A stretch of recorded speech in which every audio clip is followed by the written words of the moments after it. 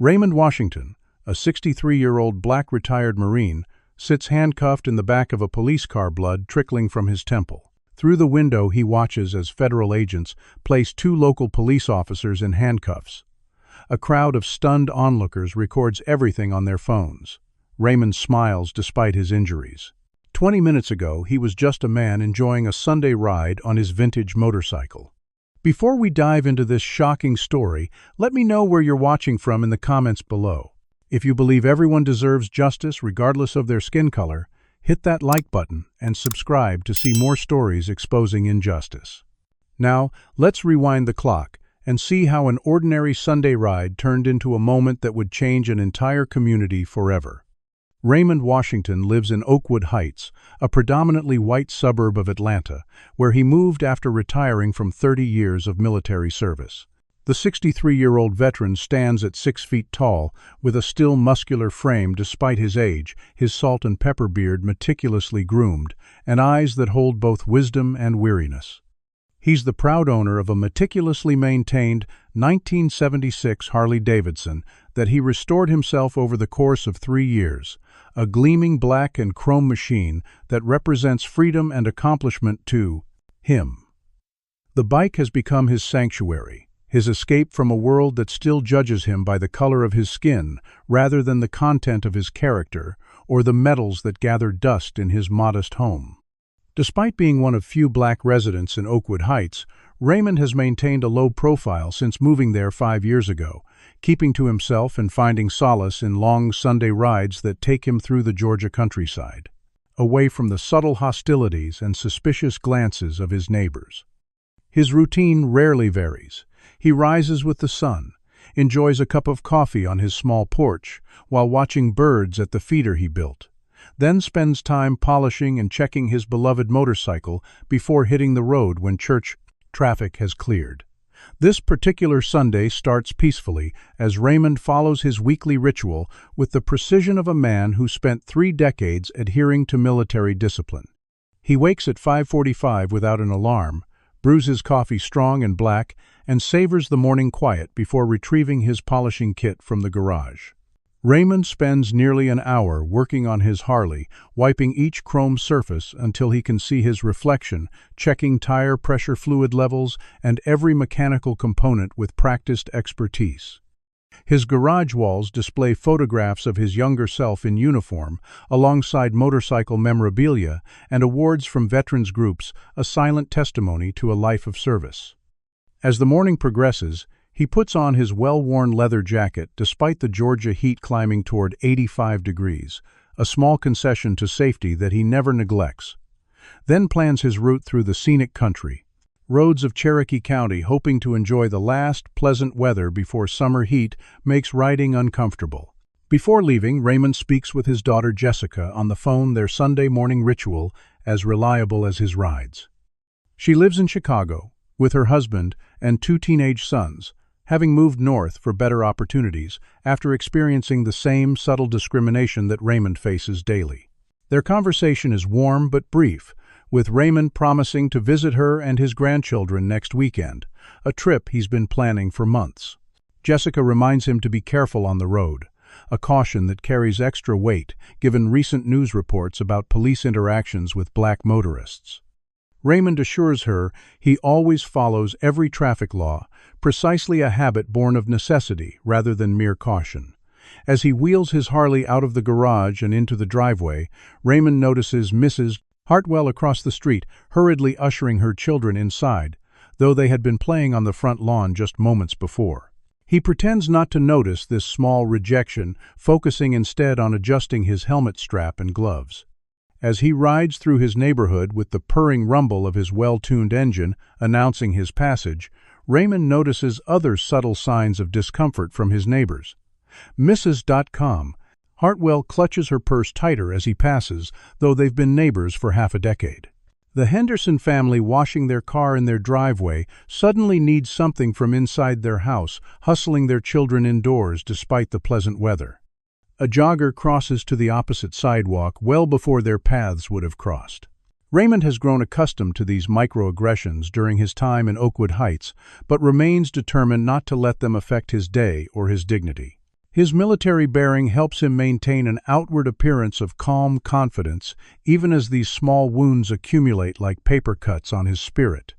The ride starts wonderfully once Raymond leaves the subdivision behind the tension in his shoulders, easing as suburban developments give way to rolling countryside. He enjoys the open road with its winding curves and canopies of ancient oak trees, the wind against his face providing a sense of freedom that few other experiences can match.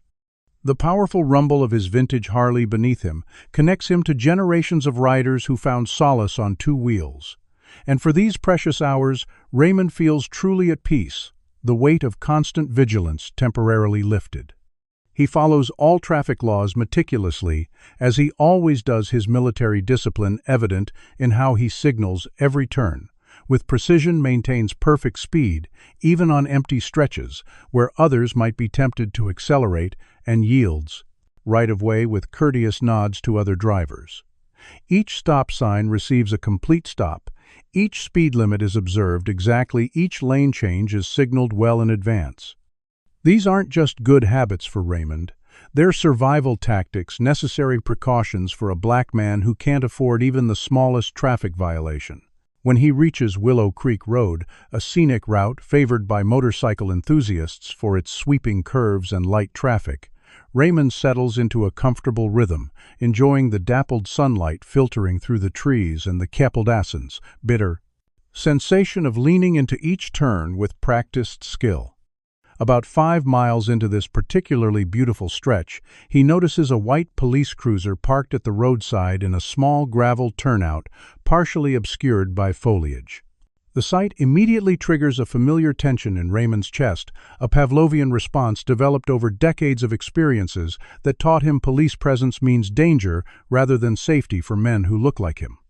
Still, he maintains his exact speed of 35 miles per hour. In the 35 zone, his posture perfect, his lane position textbook. As he passes the cruiser with deliberate calm, Raymond notices in his mirror that the vehicle pulls out behind him. The cruiser follows at a consistent distance for half a mile, close enough that Raymond can see 2 officers inside, but not so close as to be obviously intimidating to other motorists who might pass by. Raymond feels the familiar knot in his stomach tighten, but continues riding properly, hoping they're just patrolling or perhaps heading to the same area he's passing through. He focuses on his breathing, a technique learned during combat situations, keeping his movements smooth and predictable. After following him for precisely half a mile around 2 gentle curves, the cruiser's lights flash to life, the red and blue pulses reflected in Raymond's mirrors, like warning signals from his past experiences. Raymond carefully activates his turn signal and pulls onto the gravel shoulder, cutting his engine and placing his feet firmly on the ground to stabilize his motorcycle. He keeps his hands visible on the handlebars, following the protocol he's mentally rehearsed countless times and has discussed with his grandsons too many times for comfort.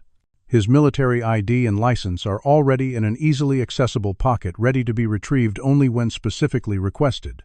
As the cruiser doors open behind him, Raymond stares straight ahead, his face a carefully composed mask that reveals nothing of the anxiety coursing through him.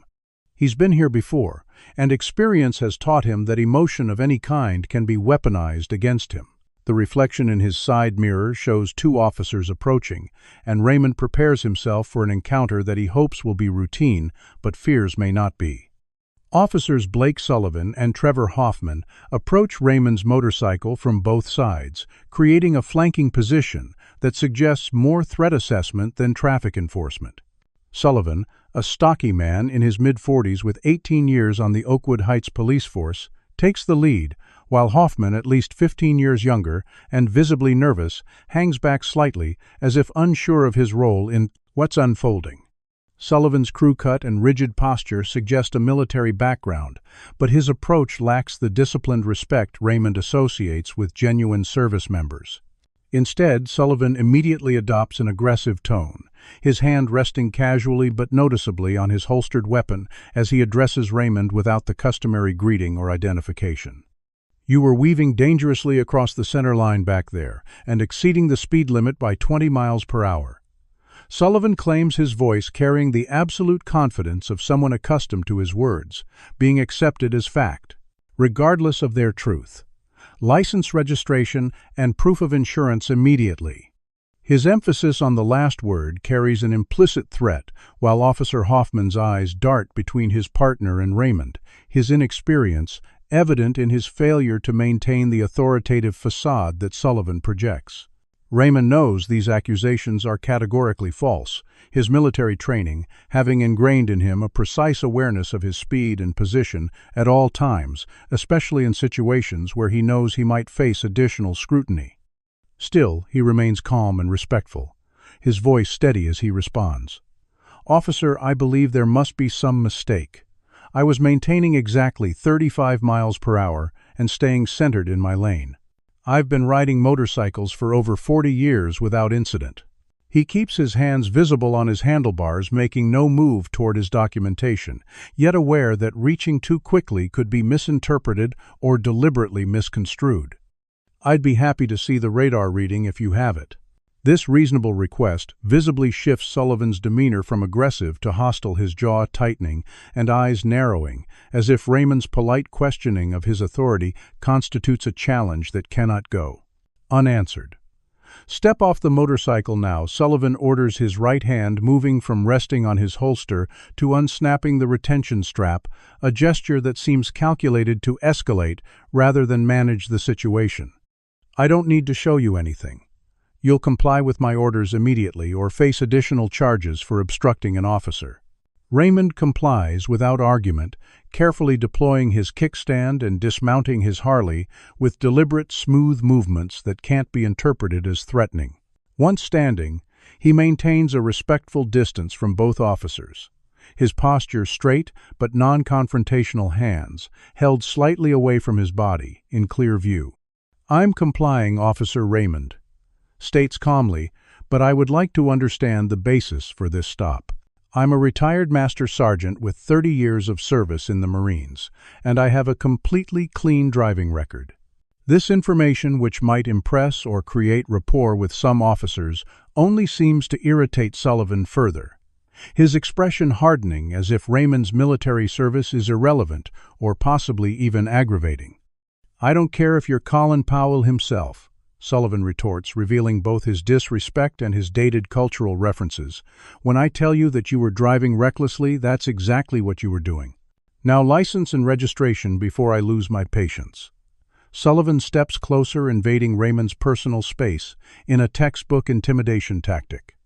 Officer Hoffman, meanwhile, has begun to look uncomfortable with his partner's approach, shifting his weight and glancing up and down the empty road, as if hoping for either witnesses or a legitimate reason to de-escalate the increasingly tense interaction.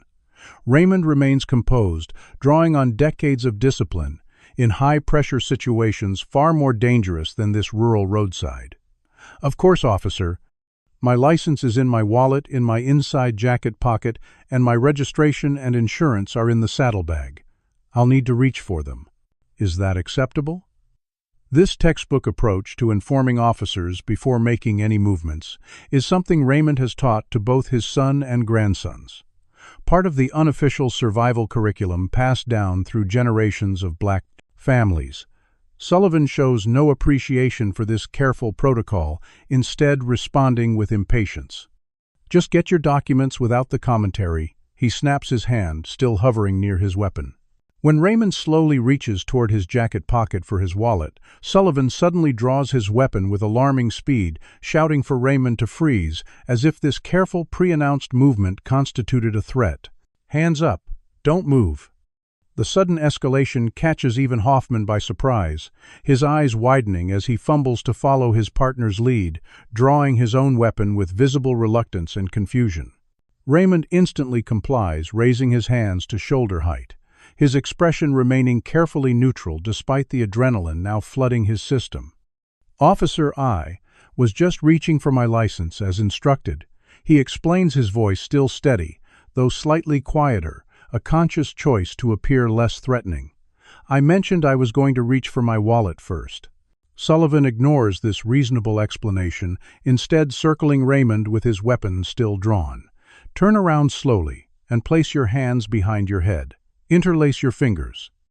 The commands come rapid fire, giving Raymond barely enough time to comply with one before the next is issued, a technique that seems designed to create opportunities for claims of non-compliance. Raymond follows each instruction precisely, his movements deliberate and his breathing controlled despite the escalating danger of the situation. Once Raymond's back is turned, Sullivan holsters his weapon but immediately produces handcuffs. "You're being detained while we investigate," Sullivan announces, though no actual investigation appears to be underway. The situation escalates further as Sullivan forces Raymond to the ground, despite no resistance or justification for such a measure, using far more force than necessary against a compliant 63-year-old man. Raymond feels the officer's knee press painfully into his back as the handcuffs are applied too tightly, cutting into his wrists. The rough asphalt of the shoulder digs into his cheek as Sullivan uses his position to apply unnecessary pressure. "Stay down and don't move," Sullivan instructs, though Raymond has shown no inclination to resist. As Sullivan secures the handcuffs, he begins using racial slurs under his breath, just loud enough for Raymond to hear, but presumably quiet enough to maintain deniability if questioned later. "You people always think you own the road," Sullivan mutters, followed by explicit racial epithets that reveal the true motivation behind the stop. Officer Hoffman watches uncomfortably but does nothing to intervene, his passive complicity enabling his partner's misconduct. While handcuffed on the ground, Raymond notices a young white couple in a blue compact car has slowed on the opposite side of the road, the female passenger already holding up her phone to record the incident. Sullivan spots them too, and immediately becomes even more agitated, straightening up and gesturing aggressively for them to move along. "This is police business. Keep driving or I'll have you arrested for interfering with an official investigation," he shouts across the road. The couple's car rolls forward slightly, but doesn't leave, instead pulling onto the opposite shoulder, about 50 yards ahead, maintaining a distance that keeps them technically compliant, while still allowing them to witness and document the unfolding situation. Sullivan turns his attention back to Raymond, clearly aggravated by the presence of witnesses. "Your kind always causes trouble," he says loud enough now that Hoffman visibly winces at the unprofessionalism and potential liability of such comments. While still handcuffed and pressed to the ground, Raymond notices Sullivan's body camera is turned off, the usual indicator light dark, despite department policy requiring activation during all civilian interactions. This detail registers alongside another disturbing observation. Sullivan appears to be planting something in the saddlebag of his motorcycle, his movements furtive but purposeful, as he reaches into his own pocket before leaning over the open bag. From his position on the ground, Raymond can't see exactly what's happening, but his military training and observation kicks in as he commits details to memory: the time, Sullivan's position, Hoffman's angle of view, suggesting he cannot see what his partner is doing. Raymond realizes with sudden clarity that this isn't a random traffic stop, but a targeted setup, possibly part of a pattern rather than an isolated incident of harassment. The realization brings a strange calm, the kind he experienced in combat zones when situational awareness became crucial to survival. He begins noticing and cataloging every detail: the exact words used, the positions of all parties, the passing vehicles, the time elapsed since the initial stop. As Sullivan returns from the motorcycle, Raymond catches a glimpse of satisfaction on the officer's face, the look of a man who believes he's successfully rigged a game in his favor. Raymond's mind shifts from mere survival of this encounter to understanding that what happens in the next few minutes could have implications far beyond his individual experience. He remembers his grandchildren, his community, and all those who faced similar injustices without witnesses or recourse. As Sullivan roughly pulls him to his feet, Raymond's determination solidifies. Whatever happens next, he won't be merely a victim but a witness to a system that needs exposure and reform.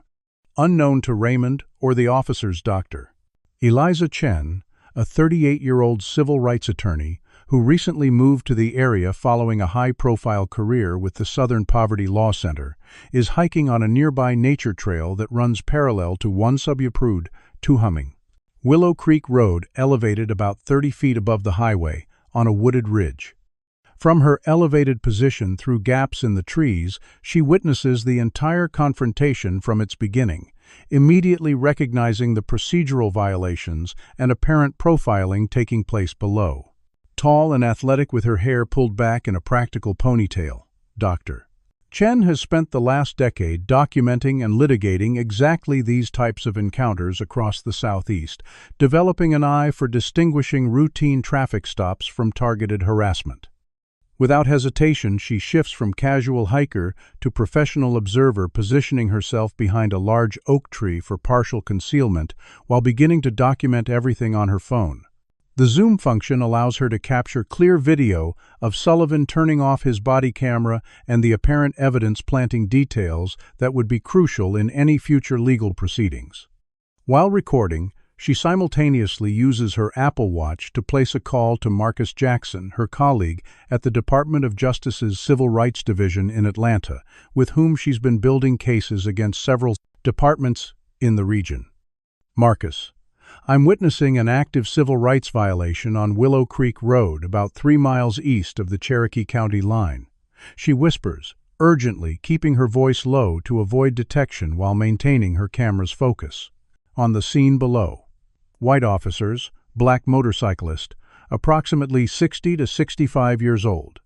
The senior officer has disabled his body camera and appears to be planting evidence. The motorcyclist is handcuffed on the ground with no apparent justification. Jackson's response is immediate and practiced, the result of too many similar calls.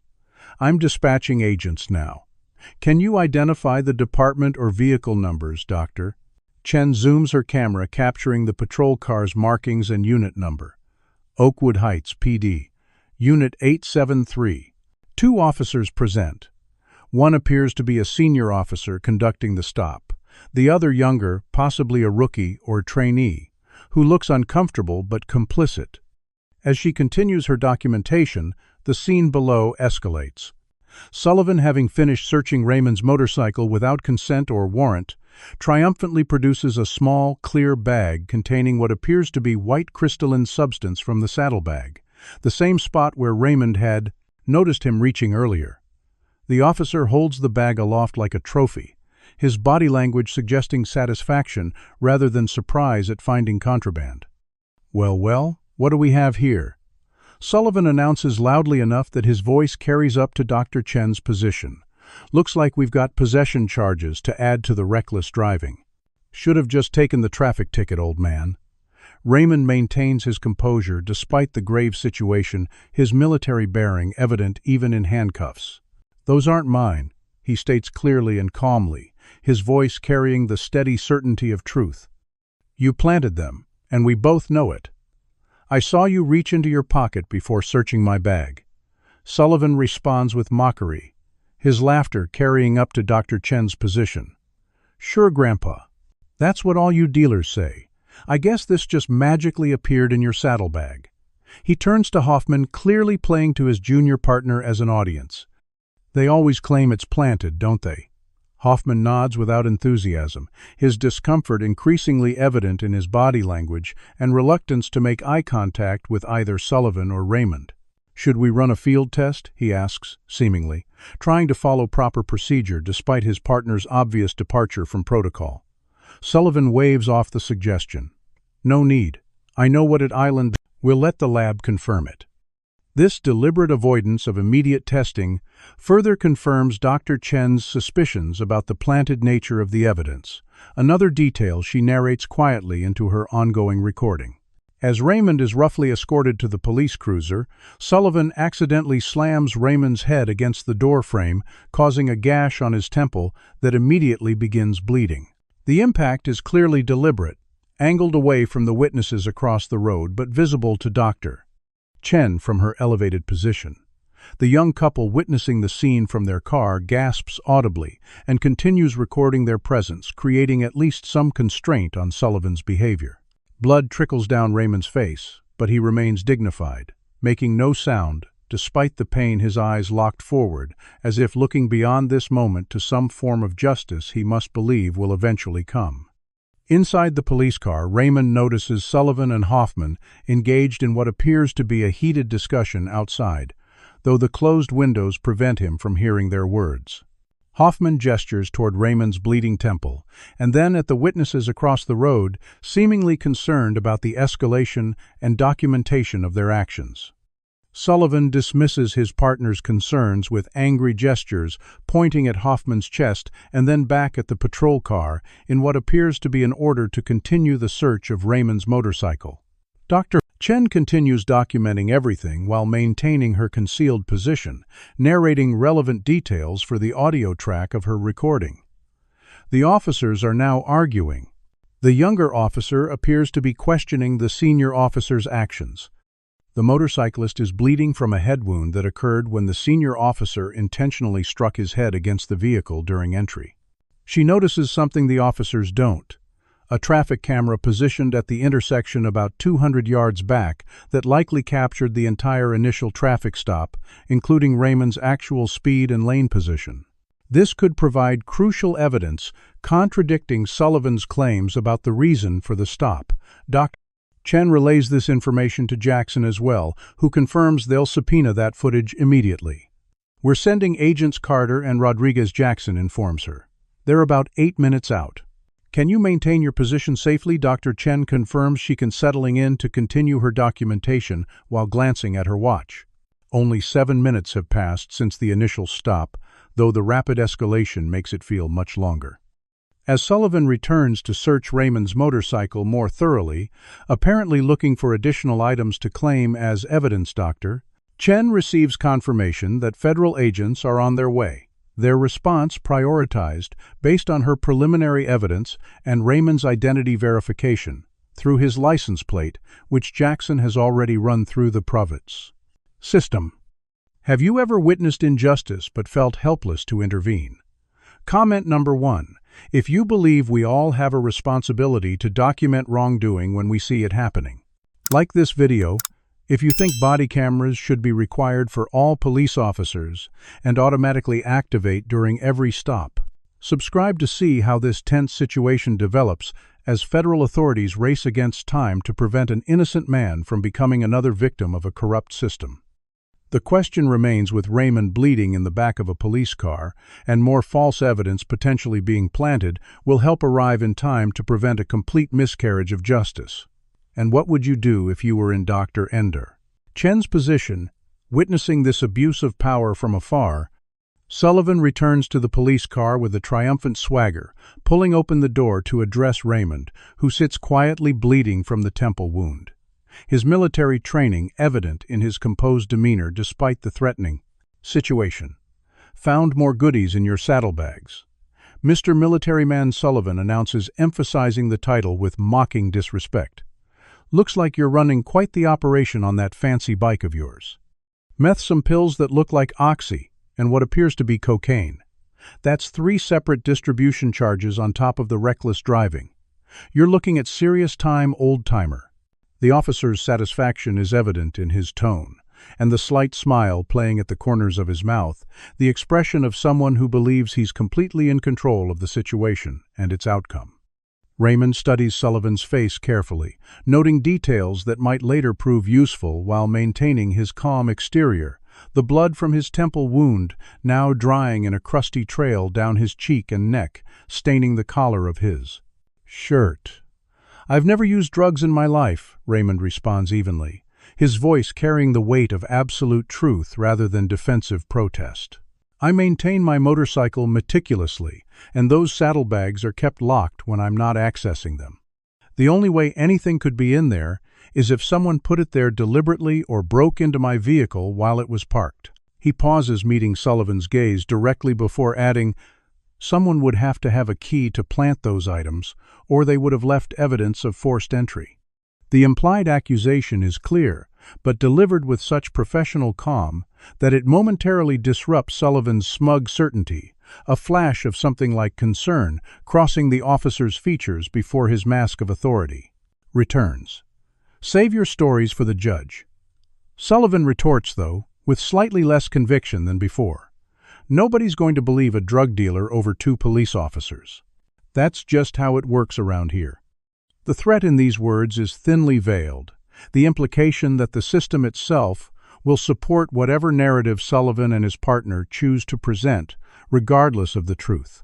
Sullivan begins questioning Raymond aggressively about his supplier and other dealers in the area, clearly fishing for a confession or incriminating statements that could legitimize the falsified evidence. The questions become increasingly specific about local drug operations, suggesting Sullivan has particular information he's trying to connect to Raymond, perhaps to justify a larger operation or to meet some kind of quota or expectation from superiors. We know there's a pipeline running through this county, Sullivan presses, leaning into the police car door. You're just a small fish, but give us some bigger names, and maybe we can work something out that doesn't end with you dying in prison of old age. The offer, presented as generosity, carries the corrupt bargain at the heart of many false arrests, fabricate testimony against others in exchange for reduced personal consequences. Raymond remains silent through this interrogation, eventually stating clearly, "I'm invoking my right to an attorney and my right to remain silent.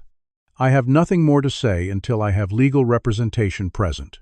This textbook assertion of constitutional rights visibly angers Sullivan, who slams the police car door and steps away, his body language betraying frustration that his intimidation tactics haven't produced the desired results. Through the window, Raymond watches as Sullivan approaches Hoffman and engages in another heated conversation, gesturing back toward the police car several times. Sullivan's face reddens as he speaks, suggesting he's escalating his plans in response to Raymond's continued resistance. When Sullivan returns to the police car and opens the door again, his demeanor has shifted to something more menacing, his voice lowered to ensure it doesn't carry to potential witnesses. "Listen carefully, old man. Once we get you to the station, things get a lot less public. Cameras sometimes malfunction in the processing areas, and accidents happen. Especially to mouthy suspects who think their military background makes them special. You understand what I'm saying? The explicit threat of physical harm away from witnesses represents a significant escalation, revealing just how far Sullivan might be willing to go to maintain his corrupt activities. Raymond meets this threat with the same composed dignity he's shown throughout, his eyes, revealing neither fear nor anger, but rather a patient determination that seems to further unsettle Sullivan. Meanwhile, Officer Hoffman has begun searching Raymond's wallet and personal effects, meticulously documenting each item as if adhering to proper procedure might somehow compensate for the gross violations already committed. His facial expression changes noticeably when he discovers Raymond's military ID and veterans cards, particularly when he finds a business card identifying Raymond as a former military police officer and special investigator for the Marine Corps responsible for investigating internal misconduct and corruption. Hoffman shows these credentials to Sullivan, whose expression briefly changes to something resembling concern before he dismisses them verbally. "Doesn't matter what he used to be," Sullivan tells his partner loudly enough for Raymond to hear through the open car door. "Military cops are just security guards with attitudes. It's irrelevant to our investigation." Despite this dismissal, Sullivan's increased agitation suggests the discovery has rattled him more than he's willing to admit, perhaps recognizing that Raymond's background might make him a more credible witness or more knowledgeable about proper police procedure than the average civilian. What the officers don't realize as they continue their manufactured investigation is that Raymond's Harley has been modified with a discrete camera system installed after a previous harassment incident 6 months earlier. The system, designed by Raymond's tech-savvy 18-year-old grandson Tyler during a summer visit, consists of 2 pinhole cameras concealed within the motorcycle's frame and taillights activated automatically when the bike is running and capable of recording for up to 6 hours. The footage is continuously uploaded to a secure cloud server through a cellular connection hidden within the bike's electrical system, a precaution that seemed excessive to Raymond when his grandson insisted on installing it, but now appears providential.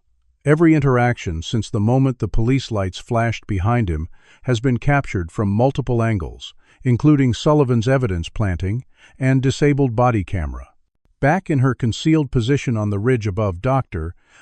Chen receives a text message from her Justice Department: "Contact federal agents 3 minutes out." 2 plainclothes, 1 marked unit following. Maintain observation if safe. After quickly assessing the increasingly volatile situation below where Sullivan appears to be growing more agitated and potentially more dangerous, Dr. Chen makes a strategic decision. Rather than remaining hidden until federal agents arrive, she decides to approach the scene openly, calculating that her presence as an identified attorney might create enough disruption and accountability to prevent further escalation or evidence tampering. Tucking her phone into her pocket with the recording still running, she begins making her way down the ridge toward the road, taking care to appear casual rather than rush just another hiker happening upon the scene. As she emerges from the tree line and walks along the shoulder toward the police vehicles, Sullivan spots her approach and immediately becomes confrontational, his hand instinctively moving toward his weapon as he steps away from the patrol. Car to intercept her. "This area is closed, ma'am. You need to turn around and go back the way you came." His tone carries absolute authority, the same approach that likely intimidates most civilians into immediate compliance. Dr. Chen continues her approach at a measured pace, stopping at a reasonable distance and smiling pleasantly as she introduces herself. "Good afternoon, officer. I'm Dr. Eliza Chen, attorney with the Civil Rights Division. I happened to be hiking on the ridge trail and couldn't help noticing this stop. Would you mind telling me the basis for this gentleman's detention and the reason for the apparent injury to his head?" Her credentials, professional demeanor, and specific knowledge of what she's witnessed catch Sullivan off guard, his expression momentarily faltering as he processes this unexpected complication. Hoffman, standing nearby, goes visibly pale at the mention of civil rights oversight, his eyes darting between his partner and the newly arrived attorney as if calculating his own liability in the unfolding situation. Sullivan quickly attempts to reassert control, his voice hardening as he responds. "This is an active drug investigation and you're interfering with police business. I need you to step back and leave the area immediately." Dr. Chen stands her ground professionally, maintaining a calm, non-threatening demeanor while making it clear she won't be intimidated. "I observed your entire interaction with this gentleman from the Ridge Officer Sullivan," she states, noting his name from his uniform badge, "including you turning off your body camera before searching his motorcycle and what appeared to be you placing items in his saddlebag before discovering them. Those actions, along with the injury to his head, constitute several serious violations that I've already reported to my colleagues." Sullivan's face flushes with a combination of anger and something that might be fear as he realizes the extent of the witness against him, while Hoffman takes a small step away from his partner, the physical distance perhaps reflecting a growing desire to dissociate himself from what's transpiring. Dr. Chen maintains her composed, professional demeanor as she continues addressing the increasingly flustered Officer Sullivan, revealing information that transforms the roadside confrontation into something far more significant. "I should mention that I've been investigating a pattern of racially motivated traffic stops in this county for the past 8 months. She explains, her voice carrying just enough authority to command attention without appearing aggressive. Specifically, I've documented 27 incidents involving black motorists on this exact stretch of road, all following the same concerning formula: stops without probable cause evidence appearing during searches that later proves questionable, and charges that never hold up in court, but nevertheless ruin reputations, careers, and lives." The precision of her statement and the specific number of documented cases clearly rattles Sullivan, whose right eye develops a slight twitch as he processes that his actions might be part of a larger investigation rather than an isolated incident being witnessed by chance. His partner Hoffman now stands a full 3 feet away, his body language screaming disassociation from whatever is unfolding. "That's a ridiculous accusation," Sullivan blusters, though his voice lacks its previous confidence. "We enforce the law equally regardless of race or background. This individual was driving recklessly and then found with substantial quantities of illegal narcotics. End of story." Dr. Chen raises a single eyebrow, the gesture subtle but effective. "Officer Sullivan, the traffic camera at the intersection back there captured this gentleman's actual speed and lane position, which I observed from the ridge was precisely at the posted limit with perfect lane adherence. That footage has already been requested as evidence by the Department of Justice. This mention of existing evidence and federal involvement visibly shakes Sullivan, who attempts to reassert control through intimidation, stepping closer to Dr. Chen with his hand again moving toward his weapon. "You're interfering with a police investigation," he states, his voice lowering to a threatening register.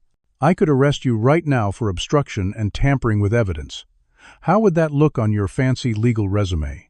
The threat is explicit but ineffective against Chen's professional calm.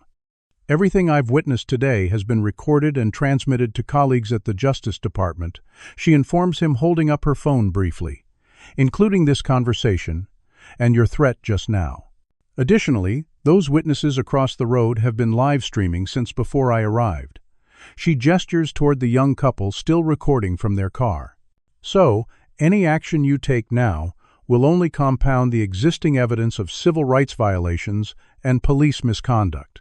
Sullivan's intimidation tactics grow more desperate as he realizes the situation is spiraling beyond his control. "You civil rights types always show up after the fact and spin stories to make cops look bad," he accuses, his voice rising. "You weren't here for the traffic violation or when we discovered the drugs. You're seeing what you want to see to push your anti-police agenda." Dr. Chen's response is measured but firm. "Actually, I observed the entire interaction from the moment you activated your lights, including your statement that Mr. Washington was speeding when he demonstrably wasn't, your disabling of your body camera, and what appeared to be you placing items in his saddlebag before discovering them as evidence. Those observations, combined with the documented pattern of similar incidents in this jurisdiction, create a compelling case for immediate federal intervention." Raymond, still handcuffed in the police car, watches this interaction with growing hope through the open window, his military training allowing him to remain outwardly calm despite the enormous stakes of this unexpected development. Through the window, he hears Dr. Chen mention other victims' names during her conversation with Sullivan, including James Watkins and Terrence Bryant, two men from Raymond's Veterans Support Group who had shared similar stories of being stopped on this same road and having drugs found in their vehicles. Both men had their cases eventually dismissed, but not before spending thousands on legal fees and having their reputations damaged in the community. The connection between these incidents suddenly crystallizes for Raymond, transforming his individual experience into part of a systematic problem that affects his entire community. Meanwhile, the young couple who had been recording from their car approaches cautiously, having gained confidence from Dr. Chen's professional confrontation of the officers. The woman, a petite blonde in her mid-20s, wearing a university sweatshirt, speaks first. "Excuse me, we've been recording everything since we saw the officer force this gentleman to the ground. We're journalism students at State, and we'd be happy to provide our footage as evidence." Her companion, a tall young man with glasses, adds, "We've actually been live streaming to our journalism program's social account. There are over 3,000 viewers watching right now." This information clearly alarms Sullivan, whose head snaps toward them as if noticing their approach for the first time. "Stay back," he orders. But his command lacks the authority it carried earlier, the growing number of witnesses eroding his control of the situation. Just as Sullivan attempts to advance toward the students apparently intent on seizing their phones, another vehicle arrives, a local news van from Channel 8 that happened to be in the area covering a community farmers market. The van pulls onto the shoulder about 50 yards away, and a reporter and cameraman quickly emerge, recognizing Dr. Chen from previous civil rights cases they've covered. Sullivan freezes in place, visibly calculating his rapidly diminishing options as the media presence transforms what he likely intended as a routine fabricated arrest into a potential career-ending incident. As the scene grows increasingly chaotic with new arrivals and witnesses, flashbacks reveal Raymond's previous encounters with law enforcement bias throughout his life. We glimpse him as a young man in military uniform being followed by security in a department store in 1982, then being pulled over 3 times in 1 week while driving home from his military base in the 90s. We see him sitting his teenage son Marcus down for the talk that black parents must give their children, explaining how to survive. Police encounters, hands visible, no sudden movements. Yes, sir, and no, sir, regardless of how you're treated. A particularly painful memory surfaces of Raymond teaching his grandsons the same lessons 2 decades later, the persistence of this necessary education across generations weighing visibly on his face. Through snippets of conversation between Dr. Chen and the journalism students, we learn more about Sullivan's history. Complaints buried by sympathetic supervisors, witnesses intimidated into silence, and a clear pattern of targeting minority drivers on this specific stretch of the Reasons Road, which happens to connect a predominantly black neighborhood to the more affluent areas of the county. The students mentioned that their journalism professor had been collecting data on traffic stops in the county, noting significant racial disparities that never seemed to result in departmental changes. Hoffman, increasingly separated from his partner, both physically and symbolically, reveals through his nervous body language and occasional glances toward Sullivan that he's new to the force, only 8 weeks out of the academy, and still on probation. His whispered comments to the journalism students when Sullivan is distracted suggest he's been uncomfortable with his partner's methods, but too intimidated to report them, caught between his recent training on proper procedure and the real-world culture of the department that punishes those who speak out against fellow officers. As media attention grows and more passers-by stop to observe the unfolding situation, the atmosphere shifts from a routine traffic stop to what feels like a public reckoning. Sullivan's expression oscillates between rage and fear as he realizes his usual methods of controlling narratives through intimidation and official reports are failing, in the face of multiple witnesses, recordings, and now media presence. His increasingly desperate glances toward the road suggest he's hoping for backup or some intervention that might salvage his rapidly deteriorating position. Raymond observes all of this from the police car, his bleeding having stopped but the dried blood on his face and shirt serving as a visible reminder of the violence he's already endured.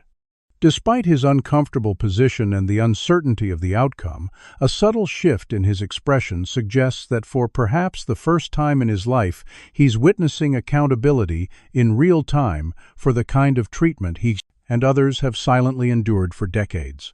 The injustice that began with his unjustified stop is being transformed through unexpected allies and technology into a moment of potential change that extends far beyond his individual case. The air feels charged with tension, but also possibility, as everyone present seems to recognize they're witnessing something significant, not just a confrontation between individuals, but a challenge to a system that has operated unchecked for too long. A black government-issued SUV with federal license plates turns off the main road and approaches the increasingly chaotic scene its arrival, marking a definitive shift in the power dynamics at play. The vehicle pulls to a controlled stop about 20 feet from Sullivan's patrol car, positioning itself with a clear view of all parties involved. 2 agents from the Justice Department's Civil Rights Division emerge with the practiced efficiency of people accustomed to volatile situations. Agent Danielle Carter, an imposing African-American woman in her 40s, wearing a charcoal pantsuit with her credentials displayed prominently, takes the lead while her partner, Agent Miguel Rodriguez, a trim Latino man with salt and pepper hair and an equally professional demeanor, flanks slightly to her right. Their arrival creates an immediate ripple effect. Through the assembled group, Dr. Chen straightens with visible relief.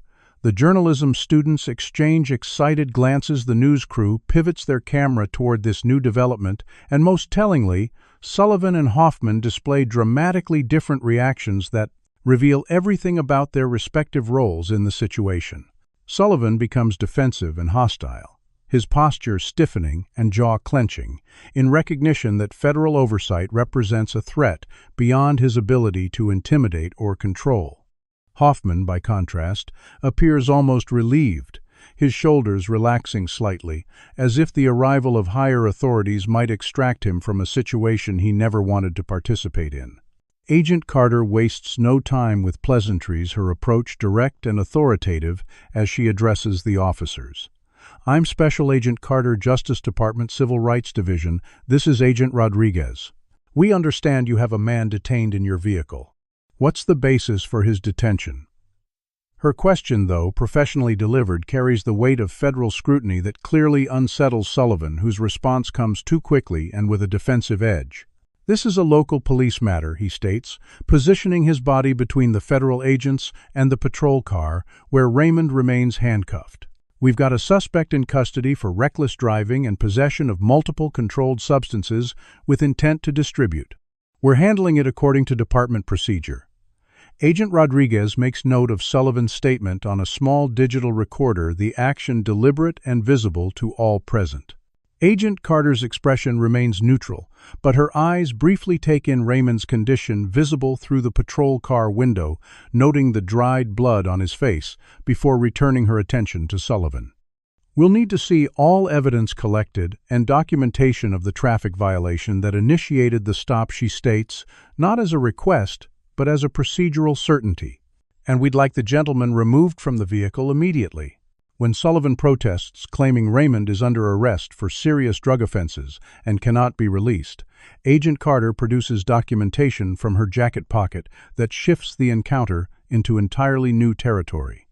"Officer Sullivan, we've been investigating you and several other officers in this department for the past 11 months, based on multiple civil rights complaints with remarkably similar patterns to what we're observing today."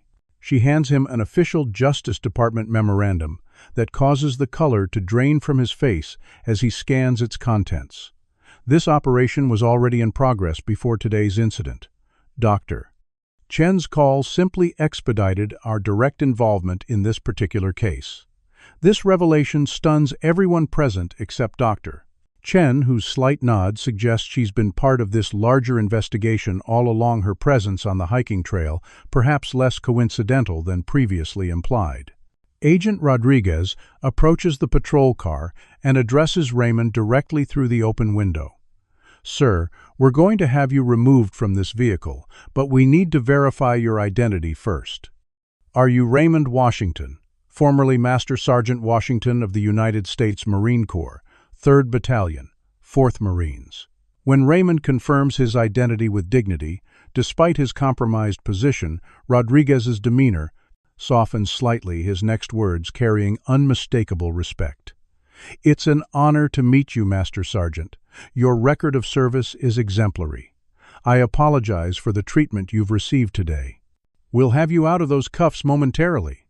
The recognition of Raymond's military service and accomplishments in this public setting serves as a powerful counterpoint to Sullivan's earlier dismissal, restoring some of the dignity stripped from him during the degrading arrest process. Dr. Chen approaches the federal agents and shares her recordings, directing their attention to specific moments that show Sullivan turning off his body camera and the apparent evidence planting. "I observed the entire interaction from the ridge trail above," she explains, pointing toward her previous position. "Mr.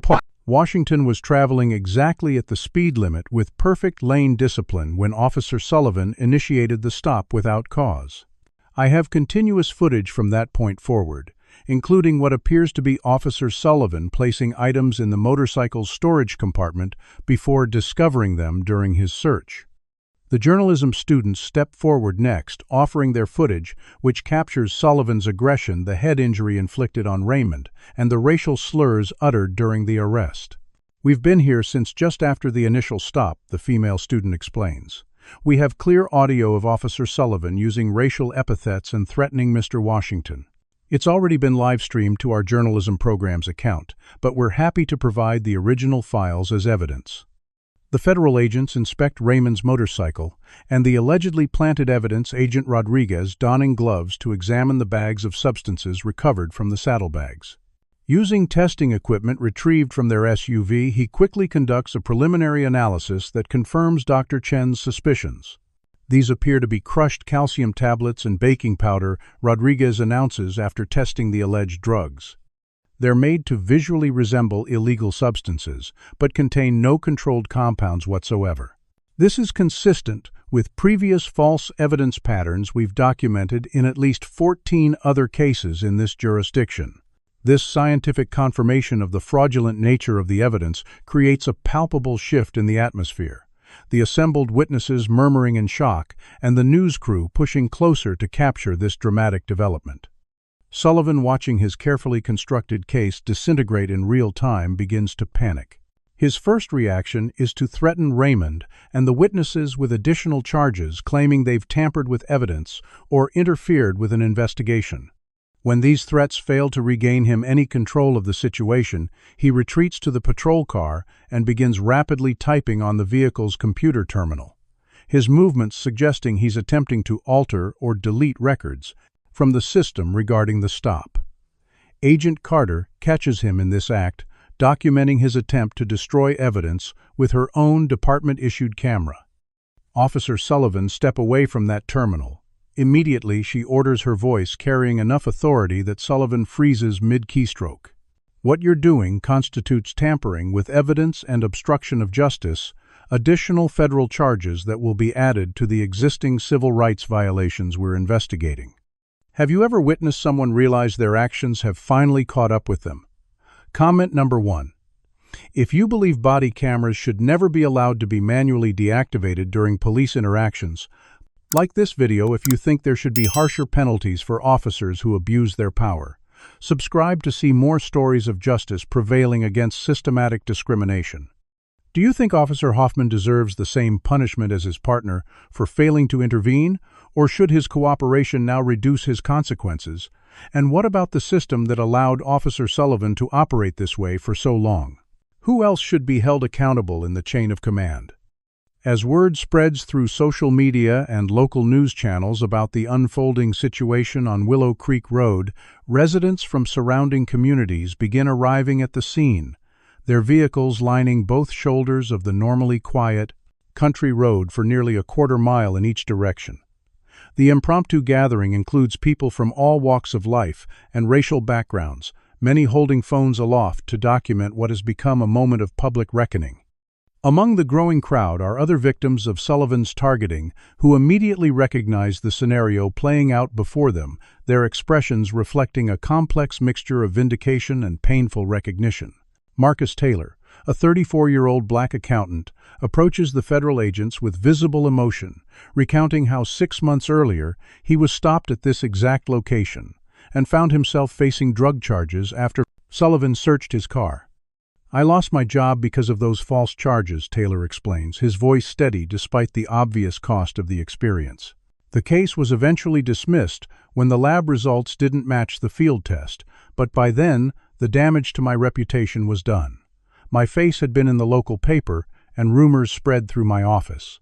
I've been working as a rideshare driver ever since, because no accounting firm will touch me now." As Taylor speaks, others step forward with similar stories, creating an impromptu testimony session that transforms the roadside into something resembling a public hearing. Elderly Mrs. Gladys Robinson describes how her grandson, a college student with a scholarship, was stopped and arrested by Sullivan last year, the resulting legal battle depleting her savings even though charges were eventually dropped. Michael Williams, a Vietnam veteran who walks with a cane, recounts being forced to lie face down on this same stretch of road despite his age and disability when Sullivan claimed to smell marijuana in his car. No drugs were ever found, but Williams suffered a dislocated shoulder during the unnecessarily rough detention. The federal agents and news crew document each story, creating a damning real-time record of a pattern that can no longer be dismissed as isolated incidents or coincidence.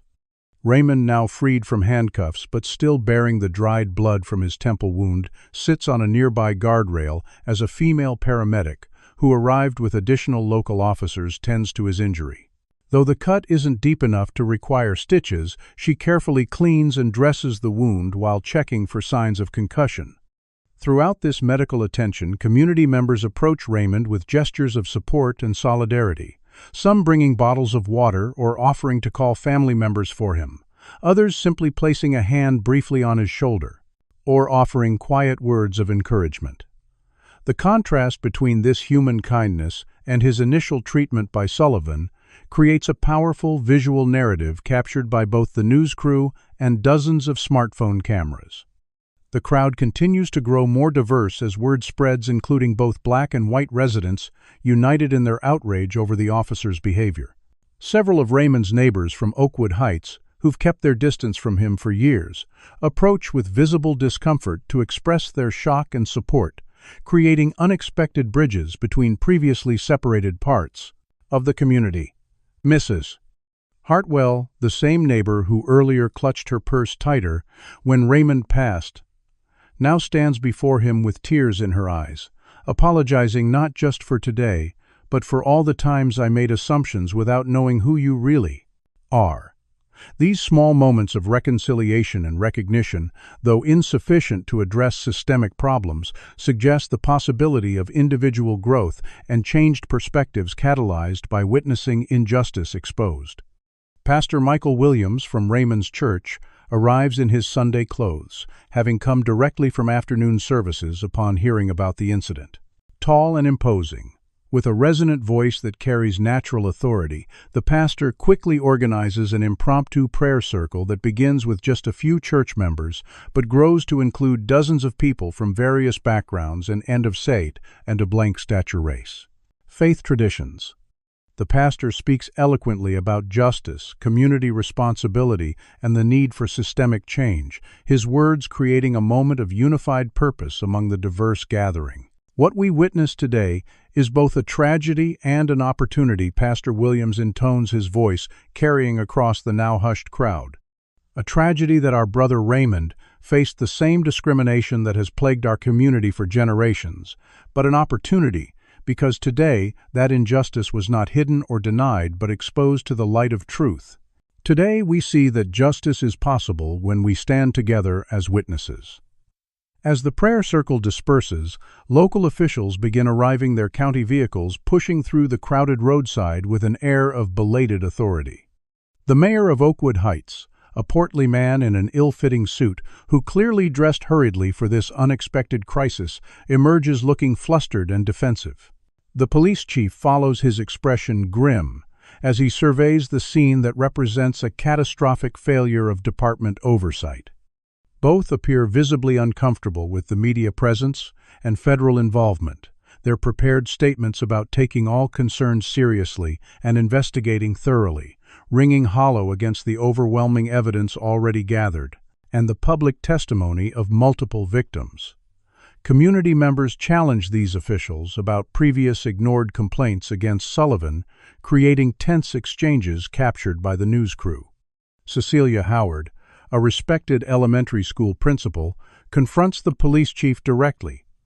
"I filed a formal complaint last year when Officer Sullivan used racial slurs while stopping my husband. Your department sent a form letter dismissing it for lack of evidence despite us having an audio recording. How many complaints did it take before you considered there might be a problem?"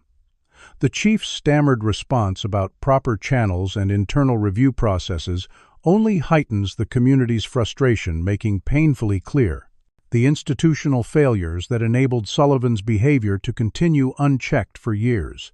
Raymond's son Marcus arrives after seeing footage of the incident spreading on social media, his BMW screeching to a halt at the edge of the gathered crowd. Tall like his father, but leaner, wearing a Howard University sweatshirt and moving with the urgent energy of a man 20 years younger than his actual 45. Marcus pushes through the onlookers until he reaches Raymond, embracing him with visible emotion before carefully examining his father's injured temple. The reunion between father and son reveals deeper layers of their shared experiences with racial profiling, their conversation overheard by nearby witnesses, and further humanizing Raymond's story. "This is exactly why I couldn't follow your footsteps into law enforcement," Marcus says, his voice carrying both old pain and fresh anger. "I wanted to, Dad. You know I did. But after watching what happened to you and Uncle James and every other black man I knew growing up, I couldn't be part of that system." Instead, Marcus reveals he became a civil rights advocate, working with community organizations to document patterns of discrimination and advocate for policy reforms. The irony that his father, who spent a career upholding the law in military service, would become another victim of law enforcement bias is not lost on either man or the listeners surrounding them. Through conversations that ripple through the growing crowd, we learn how Sullivan's actions have affected the entire community beyond the direct victims of his false arrests. Elderly residents express fear of driving certain routes, knowing they might be targeted. Parents describe altering their teenage children's driving instructions based on racial profiling concerns, and local business owners from minority communities share how reduced traffic from certain neighborhoods has impacted their livelihoods as people avoid roads known for problematic police encounters.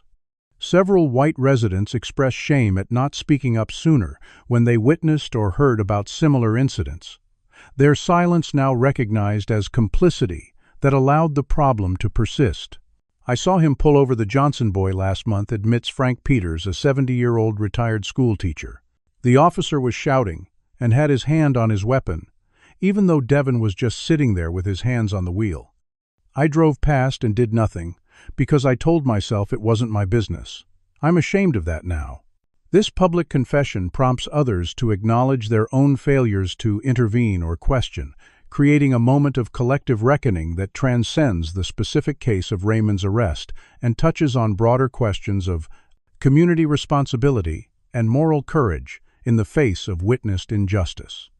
As the afternoon progresses, the roadside gathering evolves from a crime scene to something resembling a community forum where long-suppressed experiences are finally given voice and acknowledgement, creating both painful recognition of shared trauma and the first tentative steps toward collective healing and demand for change. Federal agents formally place Officer Sullivan under arrest for civil rights violations, evidence tampering, and obstruction of justice, the moment carrying profound symbolic weight for everyone present. The handcuffs that were on Raymond just 90 minutes earlier are now secured around Sullivan's wrists. The officer's face flushed with a mixture of rage and disbelief as he experiences the same restriction of freedom he had casually imposed on others throughout his career.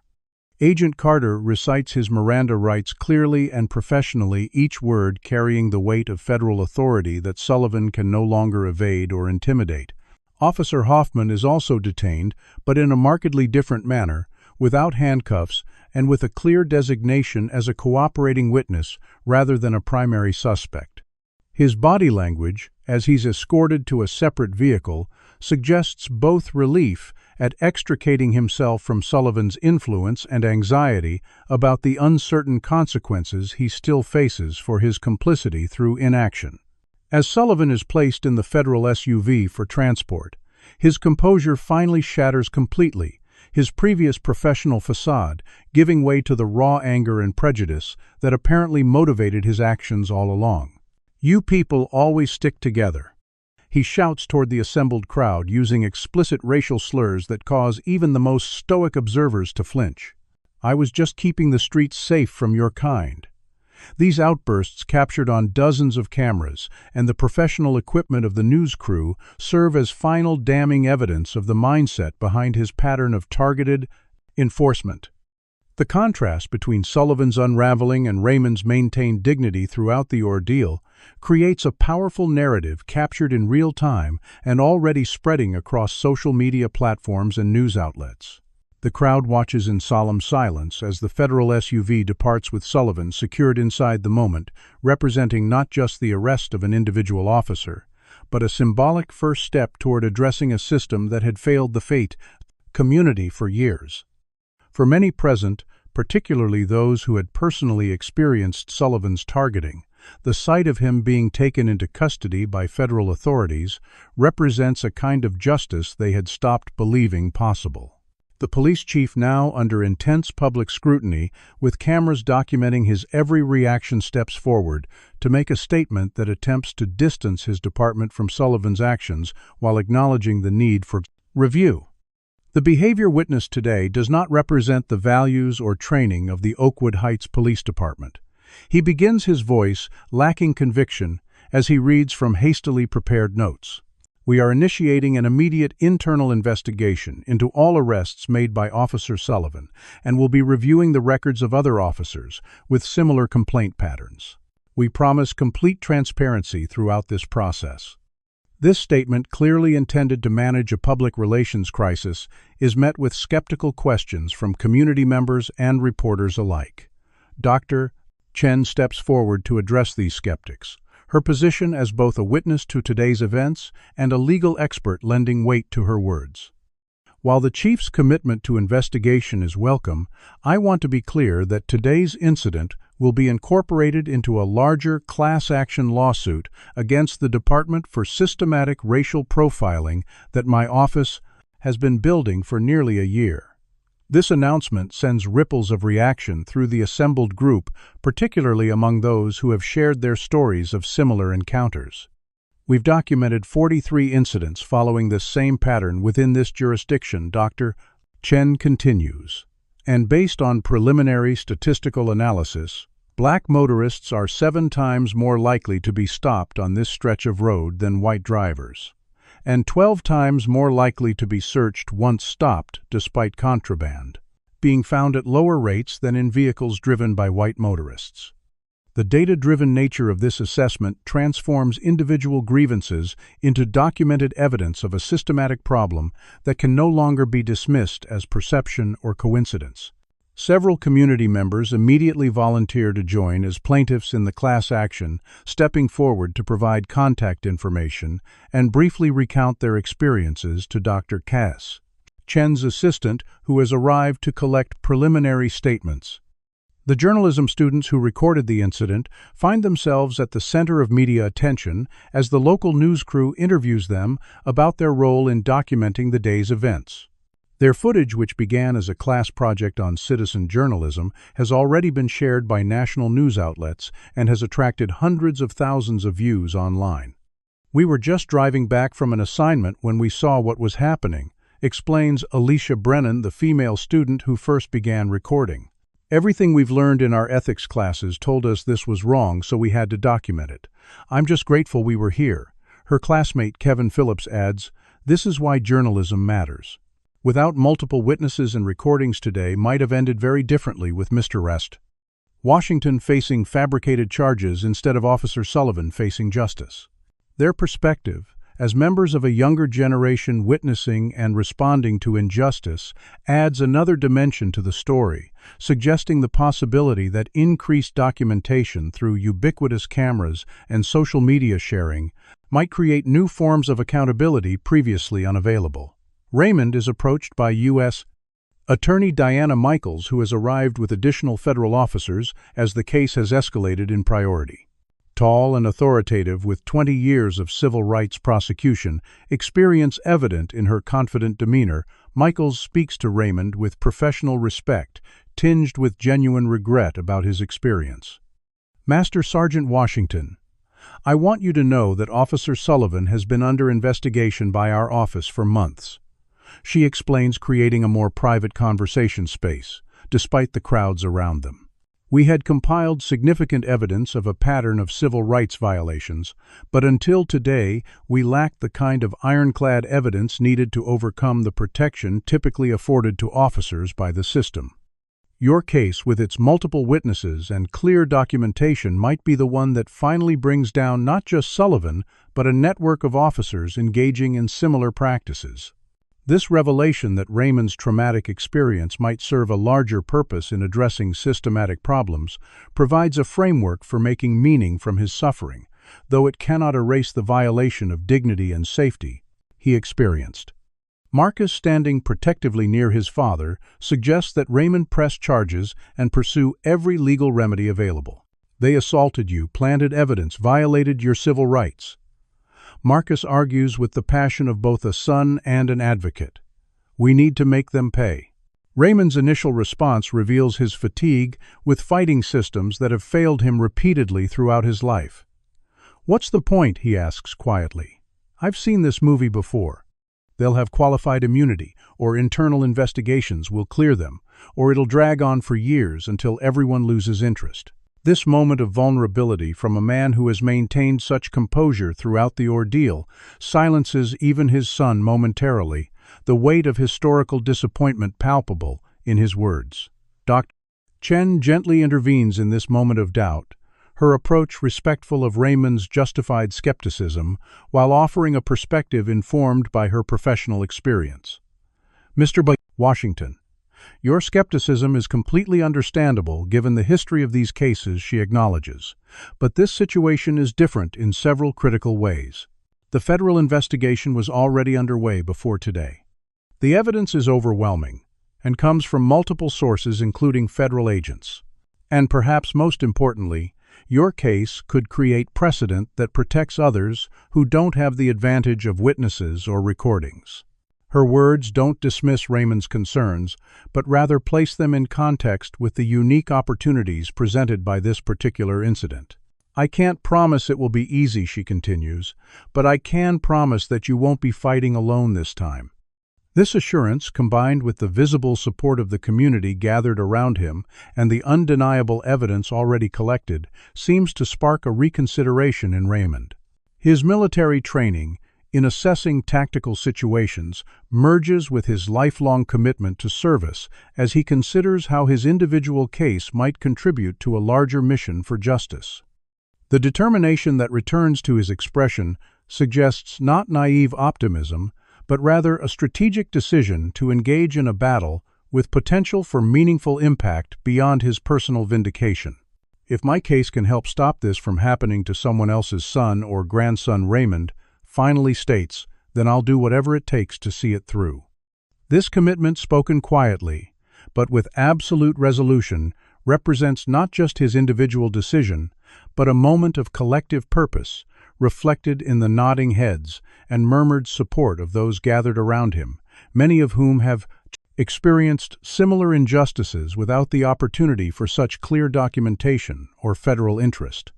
As the scene continues to unfold, with statements being taken and evidence processed, the roadside has transformed from the site of an individual injustice to ground zero for what may become a significant legal challenge to discriminatory policing practices. What began as a peaceful Sunday motorcycle ride has catalyzed a moment of potential transformation that extends far beyond one man's experience to address patterns affecting an entire community. 1 month later, Raymond guides his immaculately maintained 1976 Harley-Davidson through the morning traffic toward the federal courthouse in downtown Atlanta, the deep rumble of the vintage engine announcing his preso of the Sumsy.com approach. He's dressed differently today than on his Sunday rides, wearing a charcoal suit with his Marine Corps pin on the lapel, his posture reflecting both military bearing and personal dignity.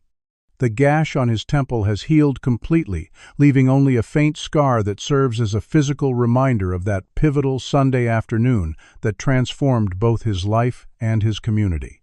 As he approaches the courthouse steps, Raymond is greeted by supporters who have gathered for Sullivan's preliminary hearing, their presence demonstrating how one incident has catalyzed a broader movement for accountability and reform. Dr.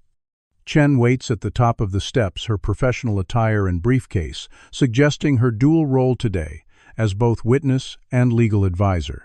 The journalism students Alicia and Kevin now wear press credentials, identifying them as interns at the Civil Rights Legal Defense Project, their coursework having evolved into professional involvement with the case they helped document.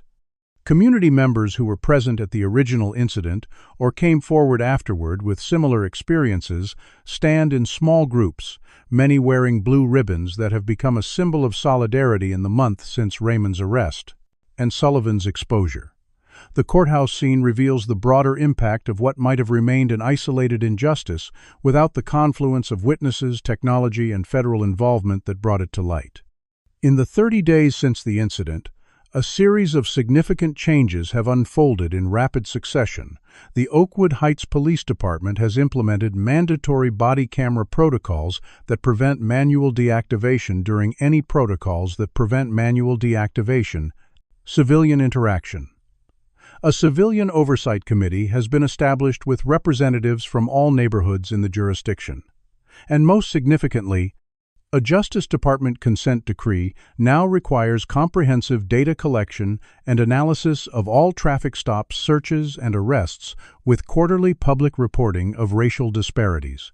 Sullivan faces multiple federal charges, including civil rights violations, evidence tampering, false imprisonment, and assault, with additional charges possible as the investigation continues to uncover previous cases. 6 other officers have been suspended pending investigation based on patterns similar to Sullivan's, their records undergoing forensic review by a team that includes both federal investigators and independent analysts from a civil rights monitoring organization. Officer Hoffman, who chose to cooperate fully with investigators, has been reassigned to administrative duties while completing additional training and community service hours as part of a probationary agreement that acknowledges his failure to intervene while creating a path to potential redemption through reformed practice and community engagement. Inside the courtroom, Raymond testifies with the same dignity and composure he maintained throughout his ordeal, his military background and clear recounting of events, making him an unimpeachable witness despite defense attempts to characterize him as anti-police or opportunistic. When questioned about why he continued to ride his motorcycle in areas where he knew profiling occurred, Raymond delivers a statement that resonates beyond the immediate case to address broader principles of freedom and resistance to intimidation. "I served 30 years defending American freedoms," he states, his voice steady and resolute. "I wasn't going to surrender those same freedoms because some officers might abuse their power. Living in fear isn't really living at all. I rode carefully and legally because that's the right thing to do, not because I expected fair treatment, but expecting unfair treatment doesn't mean accepting it without challenge."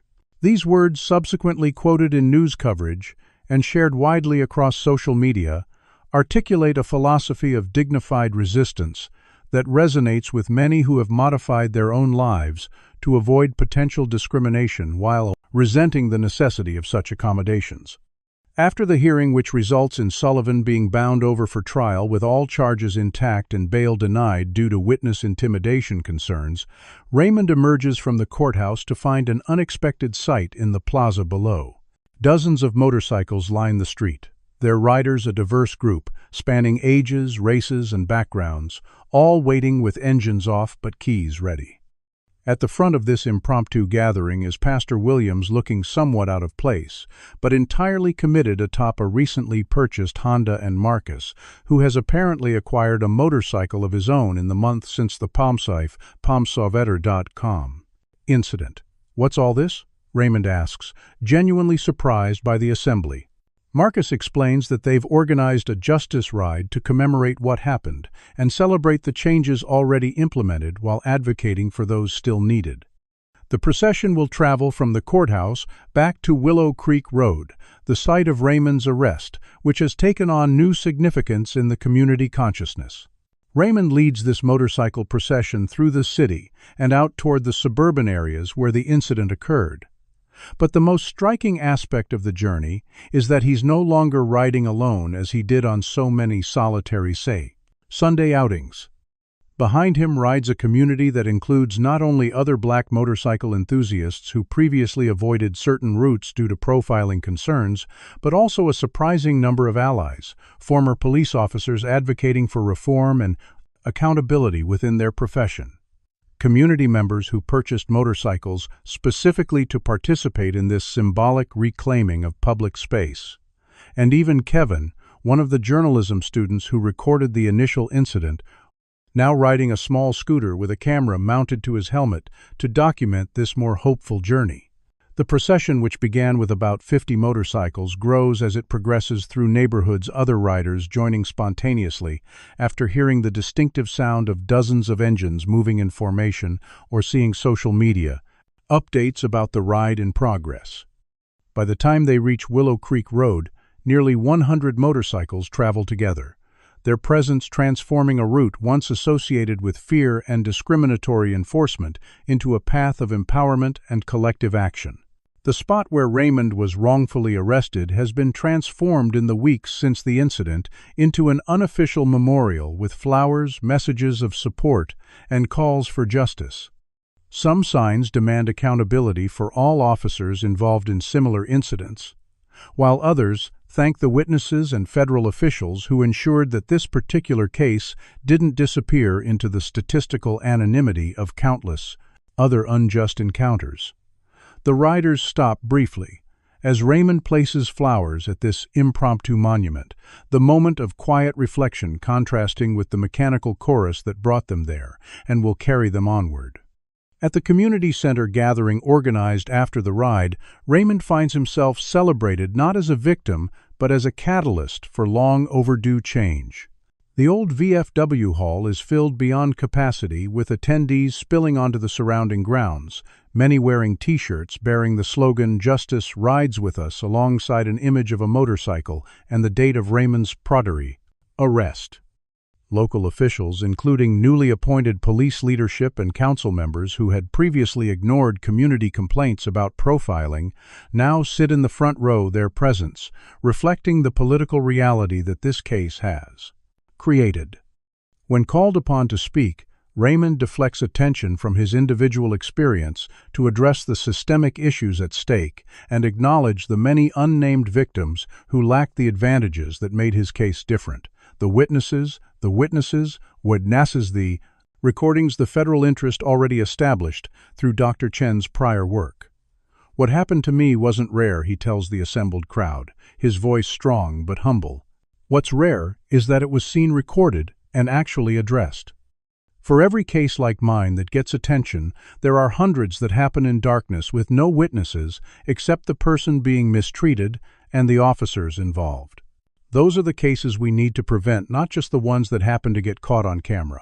This acknowledgement of his case as simultaneously exceptional in its outcome, but typical in its occurrence, resonates with many present who have experienced similar treatment without resolution. Raymond announces the creation of a foundation to provide legal support and advocacy for victims of racial profiling, funded partly by his pending settlement with the police department, but primarily through community contributions and grant funding secured by Dr. Chen's organization. The foundation will offer not only legal assistance, but also technological resources such as dashboard cameras for those unable to afford them, educational workshops on civil rights during police encounters, and a database for tracking incident patterns that might not be reflected in official statistics. The gathering evolves from formal speeches to smaller conversations that extend into the evening, creating connections between previously isolated individuals and groups, now united by both shared experiences and shared purpose. Former victims connect with legal advocates, community organizers, exchange contact information with technical experts who can help document patterns of enforcement, and most significantly, reformed-minded police officers engage in difficult but necessary conversations with community members about rebuilding trust through substantive changes rather than mere promises. The story closes with Raymond in his garage 2 weeks later, teaching a young black man how to maintain a vintage motorcycle. His 16-year-old grandson Tyler, visiting from Chicago, the same technically gifted young man who installed the hidden camera system on Raymond's Harley that provided crucial evidence in his case. The garage space has been transformed since we first saw it, with the addition of a large map on the wall marking documented incidents of profiling in the county, now used by the newly formed Citizen Oversight Committee, on which Raymond reluctantly agreed to serve.